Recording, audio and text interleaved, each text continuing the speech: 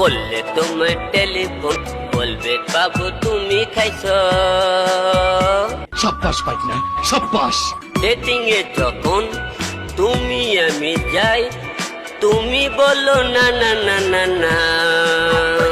বাইরে তুই এখন আমার চোখের সামনে থেকে যা, জলদি যা, নাহলে বললাম খবর আছে আর তুই গানটা ধরবি না, গান গাবি না, যা। এ আল্লাহ, আমাকে তুমি উঠায় নাও, উঠায় না।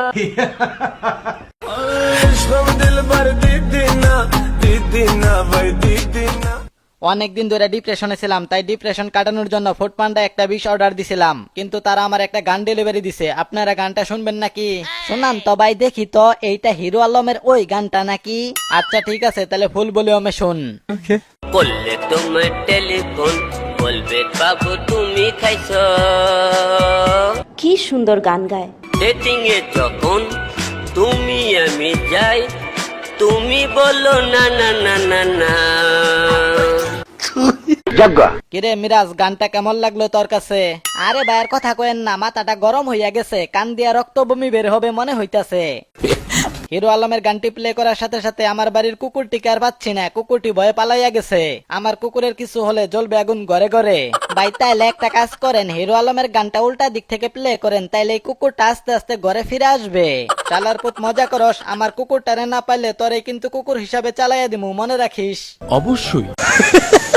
আপনারা সবাই মাথা ঠান্ডা করেন, হিরো আলমের গানটি ভালো কাজে এবং দেশের উন্নয়নে ব্যবহার করা যাবে কিন্তু। বলিস কি? একটু খুলে বলুন। বাংলাদেশ রোহিঙ্গা ক্যাম্পে কনসার্টের আয়োজন করে এই গানটি চালিয়ে দিলে সকল রোহিঙ্গারা দৌড়ে পালাবে, ফলে দেশটা রোহিঙ্গা মুক্ত হবে। কিরে সাব্বির, তুই এত বুদ্ধি কই থেকে পাস? তুই মনে হয় হিরো আলমের পাগলা মলম সিরাপ হিসাবে খাস, তাই না? কি যে বলেন না ভাই, এইসব বুদ্ধি একাই আসে, টানা 1 মাস গোসল না করলে বুদ্ধিগুলা শরীরে একাই জমা হয়।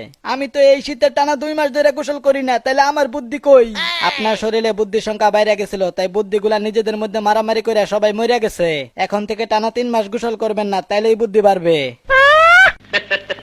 আমি গ্যারান্টি দিয়ে বলতে পারি, হিরো আলমের বাবু খাইছো গানটি স্ট্যান্ড গান মেশিন গানের চাইতেও শক্তিশালী। ভাই সেই জন্যই তো বলতাছি, ভারত পাকিস্তানের সীমান্তে বিএসএফ এর পরিবর্তে এই গানটিকে মোতায়েন করা হোক, তাইলে এই দুই দেশের মধ্যে যুদ্ধ একাই বন্ধ হইয়া যাইব। আমি বলি কি, ভারত পাকিস্তান সীমান্তে বিএসএফ এর পরিবর্তে হিরো আলমকে মোতায়েন করা হোক, সাথে একটা মাইক দেওয়া হোক, সারাদিন গান গাবে, যার ফলে যুদ্ধ বিমানগুলাও দৌড়ে পালাবে। এইটাও সম্ভব। হ্যাঁ। আচ্ছা, হিরো আলমের গানটি প্রকাশ হওয়ার পর মাহফুজুর রহমান স্যারকে দেখতেছি না, কারণটা কি? গানের ফাঁকি মাহফুজুর রহমান স্যার হিরো আলমকে পরাজিত করার জন্য রানু মন্ডলের সাথে 3 দিনের বৈঠকে বসছে। ও আচ্ছা, তাহলে তো মাহফুজুর রহমান স্যার কঠিন বিপদে পড়ছে। হিরো আলম তো তার বাত মাইরা দিতেছে। মাহফুজ স্যারের উচিত এখন হিরো আলমের হাতে পায়ে ধরে তার সাথে একটা অ্যালবাম বের করা। সুন্দর একটা কথা বলছস, তবে অ্যালবাম বের করার আগে সুপারস্টার হিরো আলম, গানের পাখি মাহফুজুর রহমান স্যার দুইজনকে 2টা চেয়ারের সাথে বেঁধে তাদের কানে হেডফোন লাগিয়ে একে অপরের গান শোনানো দরকার। সবাই কেউ হাসতেছে। আচ্ছা, হিরো আলমকে এরকম একটা গান গাওয়ার পরামর্শটা কে দিল? জানতে পারলে খুব উপকার হতো। আমার মনে হয় পরামর্শটা জায়েদ খান দিছে, কারণ তাদের দুইজনের মধ্যে দ্বন্দ্ব চলতেছে। জায়েদ খান সহ এই গানের সুরকার গীতিকার সকল কলাকৌশলীদের বুড়িগঙ্গা নদীতে চুবানো উচিত, কারণ শালার পোতারা একটি দেশের সংস্কৃতির 12টা বাজাইয়া দিতেছে। নিঃসন্দেহে তুই ঠিক কথা বলেছিস।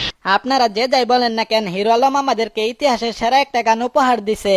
গানটা শুনে চোখের পানি ধরে রাখতে পারি নাই। অতীতের সকল রেকর্ড ভাঙার জন্য শুভেচ্ছা জানাই মাদারবোর্ডকে। সবশেষে হিরো আলমকে একটা কথাই বলতে চাই, গান গাইছেন ভালো কথা, কিন্তু আপনার গান কি আপনি কখনো শুনছেন? আরে এগুলো কোনো প্রশ্ন হলো নাকি? এটা একটা সুন্দর প্রশ্ন আপনার, আসলে খুব টেকনিক্যাল প্রশ্ন।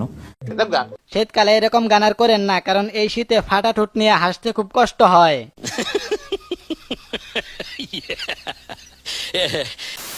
তো আজকের মতো এই পর্যন্তই। ভিডিওটি বানানো হয়েছে শুধুমাত্র মজা করার জন্য, তাই সবাই বিনোদন হিসেবে গ্রহণ করবেন। যদি ভালো লেগেই থাকে তাহলে লাইক কমেন্ট শেয়ার করবেন। তো দেখা হবে পরের কোনো মজার ভিডিওতে। সেই পর্যন্ত সবাই ভালো থাকবেন, সুস্থ থাকবেন। ততক্ষণের জন্য আলবিদা।